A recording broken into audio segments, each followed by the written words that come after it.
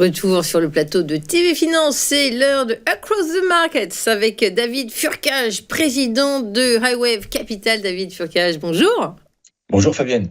Alors, on est sur un CAC 40 qui ne faiblit pas dans le vert légèrement, et ce malgré la démission du gouvernement. Il faut dire qu'aux États-Unis, il y a quand même une tonalité assez forte, le S&P 500 qui gravite sur de nouveaux sommets, donc le CAC 40 se maintient, hein. Effectivement, malgré la démission du gouvernement il y a quelques jours, le CAC 40 se maintient au-dessus d'un support qui faisait déjà office de niveau horizontal à 7154 points.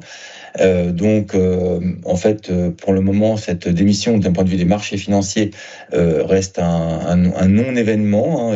C'est vrai que souvent les politiciens indiquent, afin de prendre la porte, que s'ils s'en vont, eh bien, ça sera la terre brûlée derrière eux. Mais en fait, c'est pas du tout ce que l'on observe, en tous les cas, sur le CAC 40. Alors, d'un point de vue plus technique maintenant, celui-ci évolue très clairement à moyen-long terme entre un support situé à 7154 points et une résistance à 7850 points. Cela dit, la pression vendeuse est quand même plus importante que la pression acheteuse, qui se matérialise d'ailleurs par le fait que celui-ci soit capé par cette moyenne mobile à 100 périodes. Et vous voyez ces petites flèches ici, qui sont systématiquement plus basses au-dessus de sa moyenne mobile, indiquent que la pression, pour l'instant, la pression vendeuse se matérialise davantage qu'une certaine forme de momentum aussi, en tout cas pour le CAC 40. Donc, pour le moment, pour résumer, à moyen long terme, on va rester neutre sur l'indice. Et à court terme, pour l'instant, oui, c'est vrai, il y a un petit rebond sur un support,